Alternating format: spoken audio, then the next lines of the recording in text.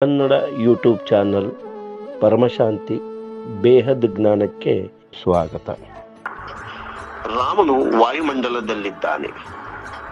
ಇಂದು ಖುಷಿಯ ದಿನವಾಗಿದೆ. ನಾವೆಲ್ಲರೂ ಆ ಖುಷಿಯ ಅನುಭವವನ್ನು ಪಡೆದಿದ್ದೇವೆ.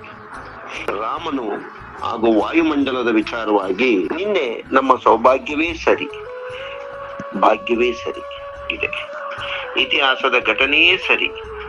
ನಾವು ಅಯೋಧ್ಯೆ ಹೋಗಿಲ್ಲ, ಆದರೂ ಇತಿಹಾಸದ ಪುಟಗಳಲ್ಲಿ ರಚಿತವಾದ ಈ ಕ್ಷಣವನ್ನು ಮನೆಯಲ್ಲೇ ಕುಳಿತು ಗಮನಿಸಿದ್ದೇವೆ. ನಮ್ಮ ಭಾಗ್ಯವೇ ಸರಿ. ಪೂರ್ಣ ವಾಯುಮಂಡಲ, ವಿಶ್ವವೇ ರಾಮಮಯವಾಗಿತ್ತು. ಆ ಅನುಭವವನ್ನು ಲೈವ್ ಆಗಿ ನೋಡಿ ಆನಂದಿಸಿದೆವು. ಅಯೋಧ್ಯೆಯ ವೈಭವ, ಸಿರಿ, ಸೊಬಗು ಕಂಡೆವು. ಈ ರಾಮರಾಜ್ಯದ ಸ್ಥಾಪನೆಯು ಪ್ರತಿಯೊಂದು ಸನಾತನ ದೇವಿ ದೇವತೆಗಳಿಗೆ ಶುಭ ಕಾರ್ಯಗಳು, ಶುಭ ಕಾಮನೆಗಳು, ಬಹಳ ಶುಭ ಸಮಯ, ಶುಭ ದಿನ, ಶುಭ ವಾಯುಮಂಡಲ, ಶುಭ ವಿಶ್ವ, ಶುಭ ಕ್ಷಣಗಳು, ಇದರ ಜೊತೆಗೆ ಶುಭ ಆರಂಭವಾಗಿದೆ. ಅಂದ ಹಾಗೆ ಆ ಶಕ್ತಿಯಿಂದ ನಮಗೆ ತಿಳಿಯುವುದು ಪರಿವರ್ತನೆ ಆಗಿದೆ. ಅದಕ್ಕಾಗಿ ಇಷ್ಟು ದಿನ ಕನಸು ನನಸಾಗಿದೆ. ಪರಮ ಆತ್ಮಗಳಿಗೆ ಪರಮ ಶಾಂತಿಯ ಅನುಭವ ಆಗಿರಬಹುದು.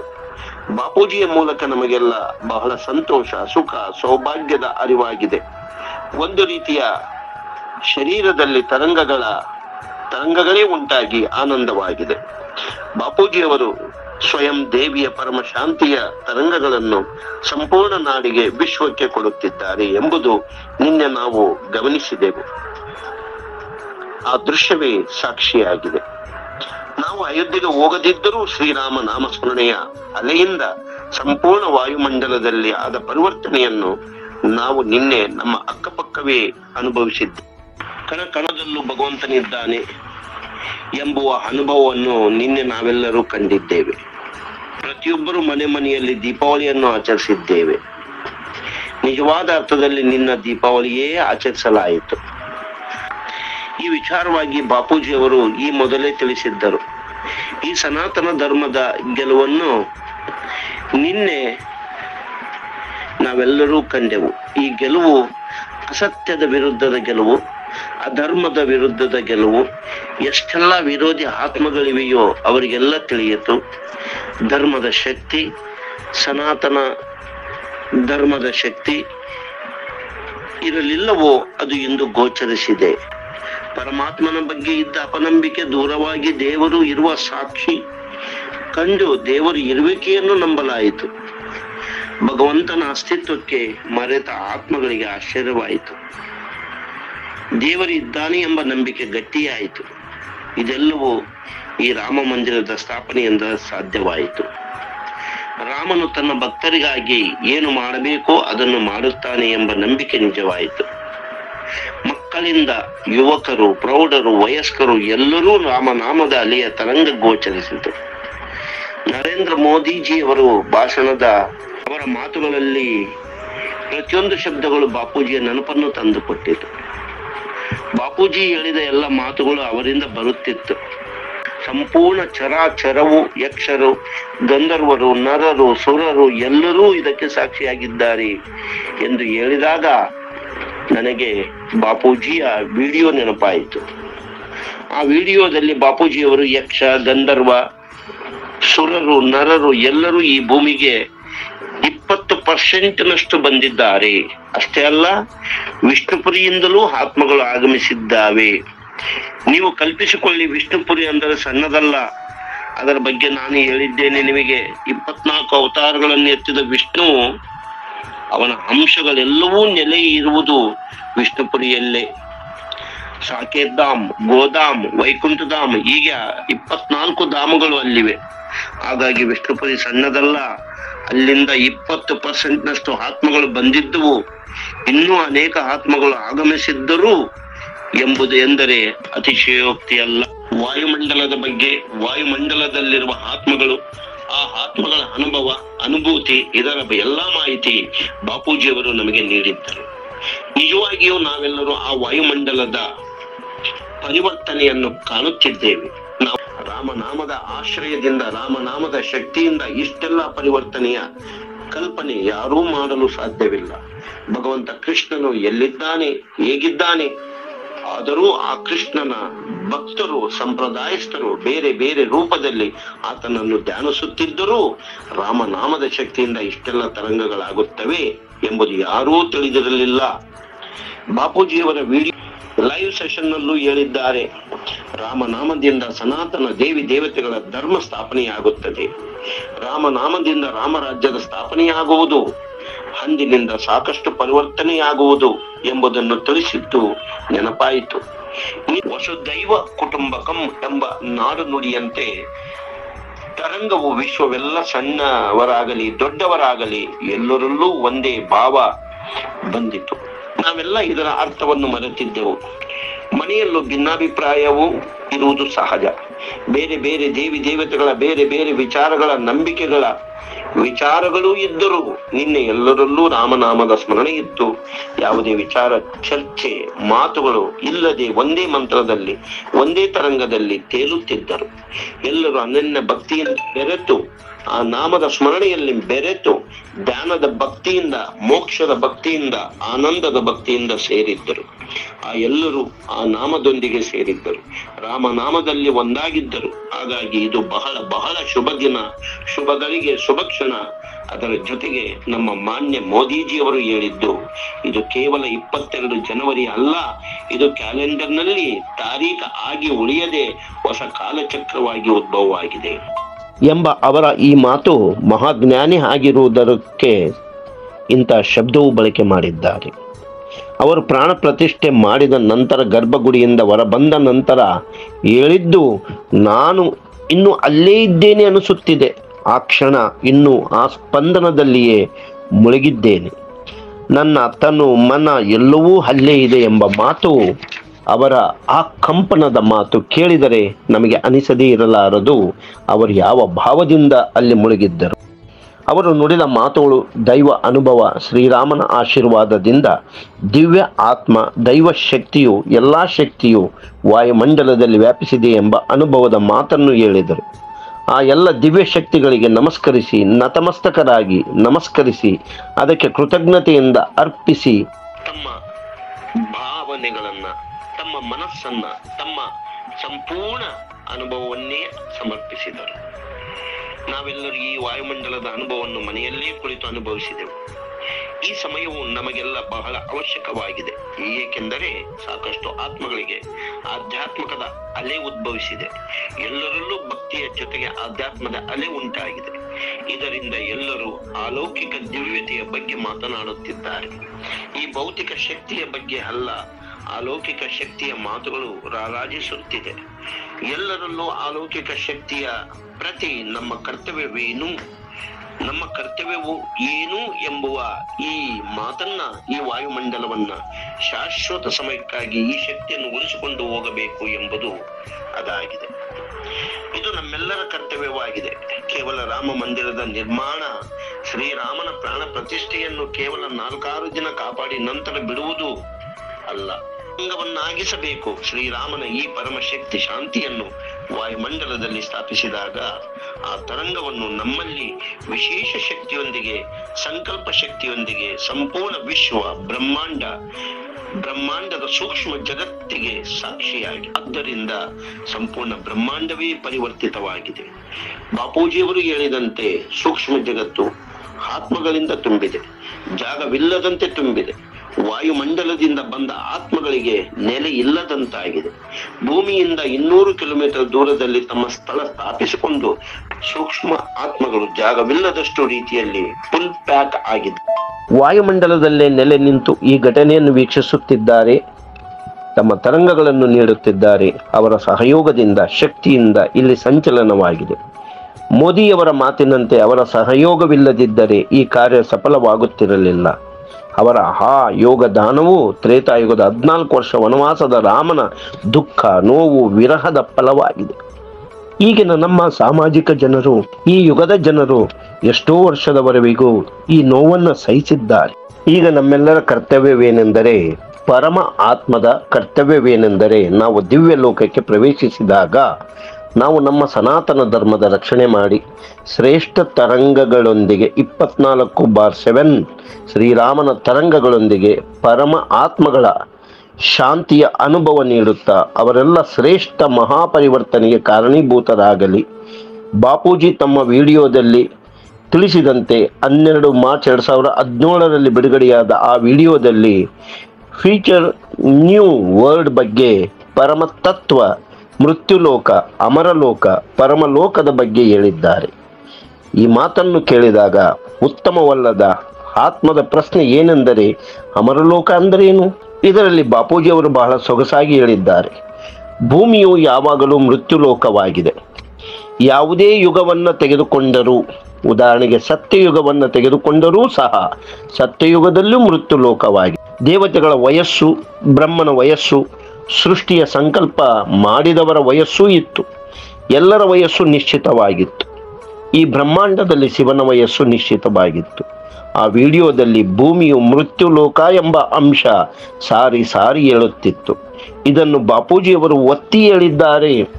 ಒಂದು ವೇಳೆ ಅಮರಲೋಕದ ಸ್ಥಾಪನೆಯಾಗಬೇಕೆಂದರೆ ಈ ಸಮಸ್ತ ವಾಯುಮಂಡಲವು ವಿಶೇಷ ಆತ್ಮಗಳಿಂದ, ಶಕ್ತಿಶಾಲಿ ಆತ್ಮದಿಂದ, 108 ಆತ್ಮಗಳಿಂದ ತಮ್ಮ ಸಂಕಲ್ಪದಿಂದ ಪರಮಶಾಂತಿ ತರಂಗಗಳೊಂದಿಗೆ, ಪರಮಶಾಂತಿ ಸಂಕಲ್ಪಗಳೊಂದಿಗೆ ಸಂಪೂರ್ಣ ವಿಶ್ವದ ವಾಯುಮಂಡಲವನ್ನು ಪರಿವರ್ತಿಸಬೇಕು. ಅಷ್ಟೇ ಅಲ್ಲದೆ ಬಾಪೂಜಿಯವರ ಆ ಮಾತು ವಾಯು ತತ್ವದ ಮಾತು. ಎಲ್ಲಕ್ಕಿಂತ ಮೊದಲು ವಾಯು ತತ್ವ ಬದಲಾಗಬೇಕು. ಅದು ಈಗ ಸಾಕ್ಷಿಯಾಗಿದೆ. ನೆಗೆಟಿವ್ ವಾಯುಮಂಡಲ ಪಾಸಿಟಿವ್ ಆಗಿ ಬದಲಾಗುತ್ತಿದೆ ಎಂಬುದರಿಂದ ನಮಗೆ ತಿಳಿಯುತ್ತಿದೆ. ಪ್ರತಿಯೊಬ್ಬರ ಭಾವನೆ ಬದಲಾಗಿದೆ.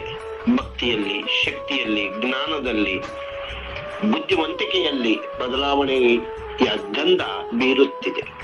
ವಾಯುಮಂಡಲದ ನೆಗೆಟಿವ್ ಟು ಪಾಸಿಟಿವ್ ಶಕ್ತಿಯು ಅನುಭವ ನಮಗೆ ಆಗುತ್ತಿದೆ. ಚೇತನಾ ಶಕ್ತಿ ಇದರ ಅನುಭವ ನಮಗೆ ಆಗುತ್ತಿದೆ. ಮುಖ್ಯವಾಗಿ ವಾಯುಮಂಡಲದ ವಾಯು ತತ್ವವು ಹಗುರವಾಗುತ್ತಿದೆ. ಅದರಲ್ಲಿರುವ ನೆಗೆಟಿವ್ ಭಾವನೆ, ತಮಗುಣಗಳು ಬದಲಾಗುತ್ತಿದೆ. ಈಗ ನಮ್ಮ ಕರ್ತವ್ಯ ಎಂದರೆ ಈ ವಾಯುಮಂಡಲದೊಂದಿಗೆ, ಮೊದಲು ಈ ವಾಯುಮಂಡಲ ಇರಲಿಲ್ಲ. ನಾವು ಇಲ್ಲಿವರೆಗೂ ಮಾಡಿದ ಸಂಕಲ್ಪದ ಅನುಭವ ಇರಲಿಲ್ಲ. ಹಾಗಾಗಿ ನಾವೀಗ ಈ ಒಂದು ವಿಶೇಷವಾದ ವೇಗವಾದ ಸಂಕಲ್ಪದೊಂದಿಗೆ ಪರಮ ಶಾಂತಿಯನ್ನು ಬೆಳೆಸಬೇಕು, ವೃದ್ಧಿಸಬೇಕು. ನಾವು ಸಾಮೂಹಿಕವಾಗಿ ಎಲ್ಲವನ್ನೂ ಅನುಭವಿಸುತ್ತೇವೆ. ನಾವು ಸಾಮೂಹಿಕವಾಗಿ ಸಂಪೂರ್ಣ ಶಕ್ತಿಯನ್ನು, ಸಾಮೂಹಿಕವಾಗಿ ಪರಿವರ್ತನೆಯನ್ನು, ಕಲ್ಪನೆಯನ್ನು ಅನುಭವಿಸುತ್ತೇವೆ. ಸಂಪೂರ್ಣ ಬ್ರಹ್ಮಾಂಡದ ಶಕ್ತಿಯನ್ನು ಒಟ್ಟುಗೂಡಿದ ಆ ಶಕ್ತಿಯನ್ನು ಚಿಂತನೆಯಿಂದ ಬದಲಾಗಿಸಬೇಕು. ಈ ಒಟ್ಟುಗೂಡಿದ ಪ್ರಜ್ಞೆಯಿಂದ ಪರಮಶಾಂತಿಯಿಂದ ತರಂಗಗಳನ್ನು ರಾಮನೊಂದಿಗೆ ವಾಯುಮಂಡಲದಲ್ಲಿ ಸೇರಿದಾಗ ನಾವುಗಳು ತತ್ವದಲ್ಲಿ 100 ಬದಲಾವಣೆಗಳನ್ನ ಕ್ಷಣಾರ್ಧದಲ್ಲಿ ಕಾಣುತ್ತೇವೆ.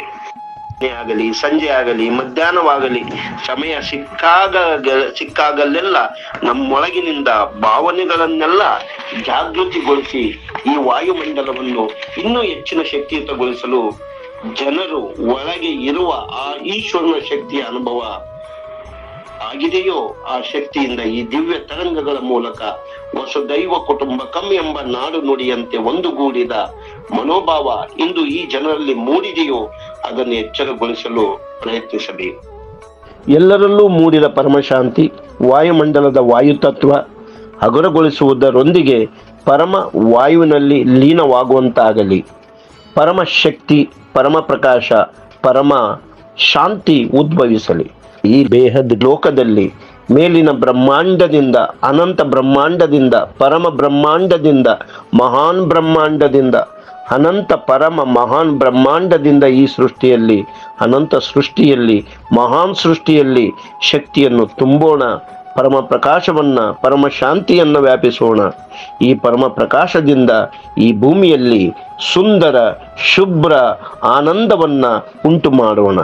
ಸೂಕ್ಷ್ಮ ಆತ್ಮಗಳನ್ನು ಮರೆಯದೆ ದೇವಿ ಆತ್ಮಗಳು, ದೈವ ಆತ್ಮಗಳು, ದೈವಿ ಶಕ್ತಿಗಳು ಈ ಸಮಯದಲ್ಲಿ ನಮಗೆ ತಮ್ಮ ಶಕ್ತಿಯಿಂದ ನಮಗೆಲ್ಲ ಆಶೀರ್ವದಿಸಿ ಸಹಾಯ ಮಾಡುತ್ತಿವೆ, ಸಹಾಯ ಮಾಡಲು ಬಂದಿವೆ. ಈಗ ನಾವುಗಳು ತಡ ಮಾಡಿದರೆ ಆಲಸ್ಯ ಮಾಡಿದರೆ, ಉದಾಸೀನ ಮಾಡಿದರೆ, ಬೇರೆ ರೀತಿ ಯೋಚಿಸಿದರೆ ಬಂದಂಥ ಈ ಸಮಯ ವಾಪಸ್ಸು ಹೋದರೆ ಬೇಕೆಂದಾಗ ದೊರಕುವುದಿಲ್ಲ. ಯಾಕೆಂದರೆ ಎಲ್ಲವೂ ಪರಿವರ್ತನೆಶೀಲವಾಗಿದೆ. ಇಂದು ನಾವುಗಳು ಮೋದಿಜಿಯವರ ಹೇಳಿದಂತೆ ಇದೊಂದು ಹೊಸ ಕಾಲಚಕ್ರದ ಉದ್ಭವವು. ಶಾಸ್ತ್ರದ ಪ್ರಕಾರ ನಾವುಗಳು ಕಲಿಯುಗದಲ್ಲಿ ಜೀವಿಸುತ್ತಿದ್ದೇವೆ. ಇದೊಂದು ಭಯಂಕರ ಕ್ರೂರವಾದ ಕಲಿಯುಗ. ಎಲ್ಲರಿಂದಲೂ ಈ ರೀತಿ ಮಹನೀಯರಿಂದಲೂ ಈ ವಿಚಾರ ನಾವುಗಳು ಕೇಳುತ್ತಿದ್ದೇವೆ. ಈ ಕಲ್ಕಿ ಅವತಾರ ಯಾವಾಗ ಕೊನೆಗೊಳ್ಳುತ್ತದೆ ಎಂಬ ಭಾವನೆ ಎಲ್ಲರಲ್ಲೂ ಮೂಡಿದೆ. ಆದರೆ ಈಗ ಕಲ್ಕಿ ಅವತಾರವಲ್ಲ, ರಾಮನ ಅವತಾರವಾಗಿದೆ. ಈ ಕಾಲಚಕ್ರದ ಆಳವಾದ ಅರ್ಥವನ್ನು ಅರ್ಥೈಸಿಕೊಳ್ಳುವುದು ಬಹಳ ಕಠಿಣವಾಗಿದೆ. ಈ ಕಾಲಚಕ್ರದ ಅಡಿಯಲ್ಲಿ ಅಯೋಧ್ಯ ನಗರದ ಕಲ್ಪನೆಯೇ ಇಲ್ಲದ ನಾವುಗಳು ಆ ಯುಗದ ವೈಭವವನ್ನು ನೋಡುತ್ತಿದ್ದೇವೆ ಎಂಬ ಭಾವನೆ ಪ್ರತಿಯೊಬ್ಬರಲ್ಲೂ ತುಂಬಿತ್ತು. ಕಲಿಯುಗದ ಮಾನವರು ತ್ರೇತಾಯುಗದ ವೈಭವವನ್ನು ನೋಡಿದಂತಾಗಿದೆ ಇಂದು ಈ ರಾಮ ಪ್ರಾಣ ಪ್ರತಿಷ್ಠಾಪನೆಯು. ಅಂದರೆ ನಾವುಗಳು ಭಕ್ತಿಯ ಶಕ್ತಿಯೇ ಶ್ರೇಷ್ಠ ಎಂಬ ಮಾತು ಈ ಕಲಿಯುಗದಲ್ಲಿ, ಈ ಕಲಿಯುಗದ ಪಾಪದಲ್ಲಿ, ಕೆಟ್ಟತನದಲ್ಲಿ ಇರುವ ಜನರೆಲ್ಲ ನೋಡಿ ಆನಂದಿಸಿದ್ದಾರೆ. ಈ ರಾಮರಾಜ್ಯದ ಸ್ಥಾಪನೆಯು ಭಕ್ತಿಯ ಶಕ್ತಿಯಿಂದ ಆಯಿತು. ಇಂದು ನಾವುಗಳು ಈ ಭಕ್ತಿಯನ್ನು ಪರಿಮಿತಿ ಭಕ್ತಿಯ ಜ್ಞಾನದಿಂದ ಸೇರಿಸಿ, ಆತ್ಮದೊಳಗೆ ಆತ್ಮದ ಜ್ಞಾನದಿಂದ ಭಕ್ತಿಯ ಜೊತೆಗೆ ಭಕ್ತರ ನೂರಾರು ವಿಚಾರಗಳು ಸೇರಿಸಿ, ಧರ್ಮದ ಹೆಸರಲ್ಲಿ ಸಂಕಲ್ಪಗಳ ವಿಚಾರಗಳಲ್ಲಿ ಘರ್ಷಣೆ ಆರಂಭಿಸಲಾಗಿದೆ. ಯುದ್ಧ ಆರಂಭವಾಗಿದೆ. ತಮ್ಮಲ್ಲೇ ಸರಿ ತಪ್ಪುಗಳ ವಿಮರ್ಶೆ ಆರಂಭವಾಗಿದೆ. ಈ ಜನರ ಭಾವದಲ್ಲಿ ಇಂತಹ ಸಂದರ್ಭದಲ್ಲಿ ಬುದ್ಧಿವಂತಿಕೆ, ಜ್ಞಾನ ಅತಿ ಅವಶ್ಯಕವಾಗಿದೆ. ಇಲ್ಲವೆಂದರೆ ಜನರು ತಮ್ಮಲ್ಲೇ ಇಂದು ಮಾಡಿಕೊಂಡಿರುವ ಅಲೌಕಿಕ ಅದ್ಭುತ ಈ ದೃಶ್ಯವು, ಈ ಕಲ್ಪನೆಯು ತಂತಾನೇ ದೂರವಾಗುವುದು, ನಶಿಸುವುದು. ಆದ್ದರಿಂದ ಬುದ್ಧಿವಂತಿಕೆ, ಜ್ಞಾನದ ಅವಶ್ಯಕತೆ ಇದೆ. ಈ ಹೊಸ ಕಾಲಚಕ್ರದ ಉದ್ಭವವು ಪರಮಶಾಂತಿಯ ತರಂಗಗಳಿಂದ ಈ ಎಲ್ಲ 4 ಯುಗಗಳಿಂದ ಆಚೆಗೆ ಹೋಗುತ್ತವೆ. ಆದ್ದರಿಂದ ಈ ಸುಂದರ ವಿಚಾರವನ್ನು ತಿಳಿಸಲು ಇಚ್ಛಿಸುತ್ತೇನೆ. ಇದೊಂದು ಸುಂದರ ವಿಚಾರವೇ ಸರಿ. ಯಾವುದೇ ಸರಿಯಾದ ಕೆಲಸಕ್ಕಾಗಿ ಯೋಗ್ಯವಾದ ಯುಕ್ತಿ ಬೇಕು. ನಾವು ಮಾಡುವ ಯಾವುದೇ ಕೆಲಸವಾಗಲಿ ಪರಮಶಾಂತಿಗಾಗಿ ಎಷ್ಟೇ ಮಾಡಿದರೂ ಅದು ಕಡಿಮೆ ತಾನೇ. ಅದಕ್ಕಾಗಿ ಸರಿಯಾದ ಕೆಲಸದ ಅಗತ್ಯವಿದೆ. ಸಂಪೂರ್ಣ ವಿಶ್ವದಲ್ಲಿ ಪರಿವರ್ತನೆ, ಅನಂತ ವಿಶ್ವದಲ್ಲೂ ಪರಿವರ್ತನೆ ಆಗಬೇಕಾಗಿದೆ. ಜೀವನ ಮತ್ತು ಮೃತ್ಯುವಿನ ಅಮರ ಲೋಕದ ಸ್ಥಾಪನೆ ಆಗಬೇಕಾಗಿದೆ. ಅದಕ್ಕಾಗಿ ನಾವುಗಳೆಲ್ಲ ಸರಿಯಾದ ಯುಕ್ತಿಯಿಂದ, ಶ್ರಮದಿಂದ, ಪುರುಷಾರ್ಥದಿಂದ, ತನು ಮನದಿಂದ, ಭಕ್ತಿಯಿಂದ ನಮ್ಮ ಕಾರ್ಯಕುಶಲತೆಯನ್ನು ನೀಡಬೇಕಾಗಿದೆ. ಸುಂದರವಾದ ಈ ಮಾತನ್ನು ಹೇಳಲಾಗಿದೆ. ನಿಮಗೆಲ್ಲ ತಿಳಿದಂತೆ ಮೋದಿಜಿಯವರು, ನಾನು ಶ್ರೀರಾಮನಲ್ಲಿ ಕ್ಷಮೆಯಾಚಿಸುತ್ತೇನೆ, ಯಾಕಂದರೆ ತ್ಯಾಗ ಹಾಗೂ ಪುರುಷಾರ್ಥದ ನಿರ್ಬಲತೆ ಇತ್ತು. ನಮ್ಮಲ್ಲಿ ಯಾವುದೋ ರೀತಿಯಿಂದ ತ್ಯಾಗ ಮತ್ತು ಪುರುಷಾರ್ಥದ ನಿರ್ಬಲತೆ ಕಾಡುತ್ತಿತ್ತು. ಹಾಗಾಗಿ ಈ ಅಯೋಧ್ಯೆ ನಿರ್ಮಾಣಕ್ಕಾಗಿ ಇಷ್ಟು ಸಮಯವೂ ಬೇಕಾಯಿತು ನಮಗೆಲ್ಲ ಎಂದರು. ಅದಕ್ಕಾಗಿ ಕ್ಷಮೆಯನ್ನು ಸಹ ಯಾಚಿಸಿದರು. ಈಗ ನಾವುಗಳು ಚಿಂತಿಸಬೇಕು ಏನೆಂದರೆ ನಮ್ಮಲ್ಲಿ ಯಾವ ರೀತಿಯ ತ್ಯಾಗ ಪುರುಷಾರ್ಥದ ನಿರ್ಬಲತೆ ಇದೆ ಎಂದು. ಇಲ್ಲಿಯವರೆಗೂ ನಾವು ಈ ತರಂಗದಿಂದ ಪರಮಶಾಂತಿಯ ತರಂಗವನ್ನು ಸೇರಿಸಿ ಪ್ರತಿಯೊಬ್ಬ ಜನರ ಕಲ್ಯಾಣಕ್ಕಾಗಿ ಇರುವ ನಮ್ಮ ಗುರಿ, ಆ ಜನರ ಕಲ್ಯಾಣಕ್ಕಾಗಿ ಇರುವ ಗುರಿ ತಲುಪುವಲ್ಲಿ ವಿಫಲವಾಗುತ್ತಿದ್ದೇವೆ. ನಾವು ಮಾಯದಲ್ಲಿ ಸಿಲುಕಿದ್ದೇವೆ. ನಾವೇ ಮಾಯಾವಿಗಳಾಗಿದ್ದೇವೆ. ಈ ಸಣ್ಣ ನಿದರ್ಶನ ನೀಡಲು ಇಚ್ಛಿಸುತ್ತೇನೆ. ಕೊನೆಯ 20 ನಿಮಿಷ ಚರ್ಚಿಸಲು ಬಹಳ ಉಪಯುಕ್ತವಾಗಿದೆ. ಈ ಸಂದರ್ಭವು ಆನಂದದ, ಸಂತೋಷದ ಗಳಿಗೆಯಾಗಿದೆ. ಶಾಶ್ವತವಾದ ಸಮಯದವರೆಗೂ ಇದನ್ನು ಬೆಳೆಸೋಣ. ಪ್ರತಿನಿತ್ಯ ನಾವುಗಳು ಯೋಗ ಮಾಡುತ್ತೇವೆ. ಪ್ರತಿನಿತ್ಯ ನಮ್ಮಲ್ಲಿ ಭಿನ್ನ ಭಿನ್ನ ಅಭಿಪ್ರಾಯಗಳು ಉಂಟಾಗುತ್ತವೆ. ಆನಂದದ, ಖುಷಿಯ ಭಾವನೆಗಳು, ಆ ಭಾವನೆಗಳು ಹೇಗೆಂದರೆ ಪರೀಕ್ಷೆಯ ನಂತರ ಬಂದ ಸಫಲತೆಯ ಫಲಿತಾಂಶದಂತೆ. ಪಂಜರದ ಪಕ್ಷಿಗಳಿಗೆ ಫ್ರೀ ಬಿಟ್ಟಾಗ ಫ್ರೀ ಬರ್ಡ್ನಂತೆ ಫೀಲ್ ಆಗುತ್ತದೆಯೋ ಹಾಗೆ ಫಲಿತಾಂಶ ಬಂದಂತಾಗಿದೆ. ಮದುವೆಯ ನಂತರ ಅತ್ತೆ, ಮಾವ, ಚಿಕ್ಕಪ್ಪ, ದೊಡ್ಡಪ್ಪ, ಗಂಡ ಹೀಗೆ ಎಲ್ಲರೂ ನಮ್ಮ ಜೀವನದಲ್ಲಿ ಬರುತ್ತಾರೆ. ಅತ್ತೆ ಒಂದು ತರಹ ಸ್ವಭಾವದಳು ಆಗಿರುತ್ತಾಳೆ. ವಿರೋಧವಾಗಿ ಆಗಿರುತ್ತಾಳೆ. ಯಾವಾಗಲೂ ಅವಳ ಬಾಯಿ ತೆರೆದಿರುತ್ತದೆ. ಸಿಟ್ಟಾಗುತ್ತಾಳೆ. ಮಾತಿಗೂ ಯಾವಾಗಲೂ ತರ್ಕ ಮಾಡುತ್ತಾಳೆ. ಯಾವಾಗಲೂ ದೂರುತ್ತಿರುತ್ತಾಳೆ. ಇಂಥ ಜನರು ಈ ಭೂಮಿಯಲ್ಲಿ ಇದ್ದೇ ಇರುತ್ತಾರೆ. ನಾವು ಇದನ್ನು ಯೋಚಿಸಬೇಕು. ಈ ಭೂಮಿ ಮೇಲೆ ಯಾವಾಗ ಈ ಕಲಿಯುಗದ ಸಮಯ ಆರಂಭವಾಯಿತು, ಆಗ ಈ ಭೂಮಿಯಲ್ಲಿ ಒಳ್ಳೆಯ ಶಕ್ತಿ, ಕೆಟ್ಟ ಶಕ್ತಿ, ಕೆಲವೊಮ್ಮೆ ಒಳ್ಳೆಯ ಶಕ್ತಿಯು ಪ್ರಧಾನವಾದರೆ ಕೆಲವೊಮ್ಮೆ ಕೆಟ್ಟ ಶಕ್ತಿಯು ಪ್ರಧಾನವಾಗಿ ಕಾರ್ಯನಿರ್ವಹಿಸಿವೆ. ಯಾವಾಗ ಕೆಟ್ಟ ಶಕ್ತಿಯು ಪ್ರಧಾನವಾಯಿತೋ ಆಗ ಅದರ ಮಹತ್ವವು ಬೆಳೆದಂತೆ ನಾವು ನೋಡುತ್ತಿದ್ದೇವೆ. ವಾಯುಮಂಡಲದಲ್ಲಿ ಯಾವಾಗಲೂ ತಮ ಗುಣಗಳೊಂದಿಗೆ ನಶಿಸುತ್ತಾ ಬಂದಿದೆ. ಜೀವನದಲ್ಲಿ ಪರಿವರ್ತನೆ ಆಗಿದೆಯೋ ಇಲ್ಲವೋ ಅದರ ಬಗ್ಗೆ ಒಂದು ವಿಶೇಷತೆಯನ್ನು ಗಮನಿಸಿದೆವು. ಆ ವಿಶೇಷತೆಯನ್ನು ಸಂಪೂರ್ಣವಾಗಿ ಈಗ ನೋಡೋಣ. ಈ ಭೂಮಿ ಲೋಕ, ಈ ಮೃತ್ಯು ಲೋಕ ಅಷ್ಟೇ ಅಲ್ಲ, ಸಂಪೂರ್ಣ ಅನೇಕ ಮೃತ್ಯು ಲೋಕಗಳೆಲ್ಲವೂ ಅದರದೇ ಆದ ವಯಸ್ಸಿನಿಂದ ಕೂಡಿದೆ. ಅಷ್ಟೇ ಅಲ್ಲ, ಅವುಗಳನ್ನು ರಚಿಸಿದಾತನಿಗೂ ವಯಸ್ಸು ಇದೆ ಎಂಬುದನ್ನು ಜನರು ತಿಳಿದಿಲ್ಲ. ಈ ಅನೇಕ ಲೋಕಗಳು ಅಮರಲೋಕವಾಗುತ್ತಿದೆ. ಬನ್ನಿ ನಾವುಗಳು ಈಗ ಭಕ್ತಿ ಹಾಗೂ ತೃಪ್ತಿಯ ಬಗ್ಗೆ ನೋಡೋಣ, ಓದೋಣ. ಯಾವಾಗ ಮನುಷ್ಯನು ಈ ಲೋಕದಲ್ಲಿ ತನ್ನ ಬಗ್ಗೆ ಅರಿವನ್ನು ಹೊಂದಿದನು, ಅಂದಿನಿಂದ ಅವನು ಅಮೃತ ಹಾಗೂ ವಿಷ ಸಂಪರ್ಕಕ್ಕೆ ಬರುತ್ತಾನೆ. ಯಾವಾಗಲೂ ಹೀಗೆ ಅವನ ಜೀವನವು ಯಾವಾಗಿನಿಂದ ಅರಿವನ್ನು ಪಡೆದನು ಅಂದಿನಿಂದ ಸರಿತಪ್ಪುಗಳಿಗೆ ಸಾಕ್ಷಿಯಾಗಿದ್ದಾನೆ, ಅವುಗಳ ಅನುಭವ ಪಡೆದಿದ್ದಾನೆ. ಹೀಗೆ ಅವನು ಹೇಳಿದ್ದಾನೆ, ಎಂದಿನಿಂದ ಮಾನವನಿಗೆ ಅರಿವು ಉಂಟಾಯಿತೋ ಅಂದಿನಿಂದಲೇ ಅಮೃತ ಹಾಗೂ ವಿಷದ ಸಂಪರ್ಕಕ್ಕೆ ಬಂದಿದ್ದಾನೆ. ಅದು ಭೌತಿಕ ಜಗತ್ತಿನಲ್ಲಾಗಲಿ ಅಥವಾ ಆಧ್ಯಾತ್ಮಿಕ ಲೋಕದಲ್ಲಾಗಲಿ. ಅಮೃತ ಎಂದರೆ ಆನಂದ, ವಿಷ ಎಂದರೆ ಅಹಂಕಾರ, ಅಜ್ಞಾನ, ಅಧರ್ಮ, ಅವಿದ್ಯೆ ಇವುಗಳ ಆಭರಣವಾಗಿದೆ. ಆನಂದಮಯವೆಂದರೆ ಅಮೃತ ತತ್ವದಿಂದ ತುಂಬಿರುತ್ತದೆ. ನಮ್ಮ ಶಕ್ತಿಯು, ನಮ್ಮ ತತ್ವವು ಬೇರೊಂದು ರೀತಿಯಿಂದ ಕಾಣುತ್ತದೆ. ಈ ಭೌತಿಕ ಶರೀರದಿಂದ ನಾವು ಯೋಚಿಸಿದಾಗ ಅದರಲ್ಲಿ ನೂರಾರು ರೀತಿಯ ತರ್ಕಗಳು ಇರುತ್ತವೆ. ಕೆಮಿಕಲ್ ರಿಯಾಕ್ಷನ್ ಆಗುವಂತೆ ಆಗುತ್ತಿರುತ್ತವೆ. ಆ ನಮ್ಮ ಶರೀರದ ಆಳದಿಂದ ಆನಂದದ ಹಾರ್ಮೋನುಗಳ ಭಾವನೆಗಳನ್ನು ಅನುಭವಿಸಿದಾಗ ಸಿಗುವ ಆ ಸಂತೋಷವೇ ಅಮೃತದಂತೆ. ಸೂಕ್ಷ್ಮ ರೀತಿಯಿಂದಲೂ ನಾವು ಮಾತನಾಡಿದಾಗ ಅಥವಾ ವಿಚಾರಿಸಿದಾಗ ಅಮೃತವು ಒಂದು ಆನಂದದ ಅವಸ್ಥೆಯಾಗಿದೆ. ಆ ಕ್ಷಣದಲ್ಲಿ ನಮ್ಮ ಶರೀರದ ಒಳಗೆ ಅಮೃತ ತತ್ವವು ಉಂಟಾಗುತ್ತದೆ. ಆ ಅಮರ ತತ್ವ ಎಂದರೆ ಈ ನಮ್ಮ ಭೌತಿಕ ಜಗತ್ತಿನ ಶರೀರದ ಎಚ್ಚರಿಕೆ ಅಥವಾ ಗಮನ, ಭೌತಿಕ ವಾದಗಳು, ದೀನ ಬುದ್ಧಿಗಳು ಇದರಿಂದ ಹಗುರವಾಗಿರುತ್ತೇವೆ, ಭಿನ್ನವಾಗಿರುತ್ತೇವೆ.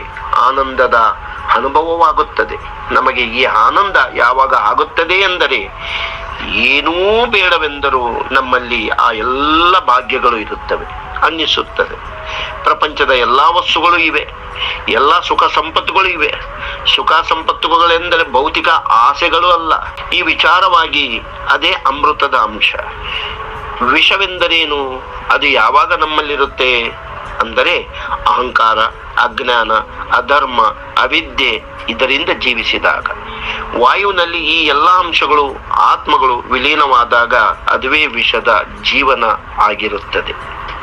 ಅಂದರೆ ಮಾನವನು ಈ ಎರಡು ಪ್ರಕೃತಿಯಲ್ಲಿ ಇರುತ್ತಾನೆ, ಅಮೃತ ಹಾಗೂ ವಿಷ ಎಂಬ ಈ ಗುಣಗಳಲ್ಲಿ.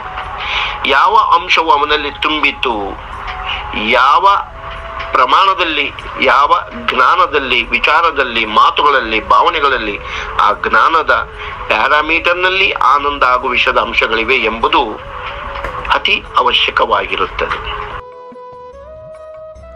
ಪರಂ ಶಾಂತಿ. ಈ ವಿಡಿಯೋ ದಿನಾಂಕ 22 ಜನವರಿ 2024 ಅಯೋಧ್ಯೆಯಲ್ಲಿ ರಾಮ ಪ್ರಾಣ ಪ್ರತಿಷ್ಠಾಪನೆ ನಡೆದ ಶುಭ ಘಳಿಗೆಯ ಬಗ್ಗೆ ಸಾಕ್ಷಿ ಬೆಹನವರು ತಮ್ಮ channel Param Shanti motivation and ಮೆಡಿಟೇಷನ್ನಲ್ಲಿ ಹೇಳಿದಂತಹ ವಿಚಾರವನ್ನು ನಾವಿಲ್ಲಿ ಮಂಡಿಸಿದ್ದೇವೆ. ಪರಂ ಶಾಂತಿ.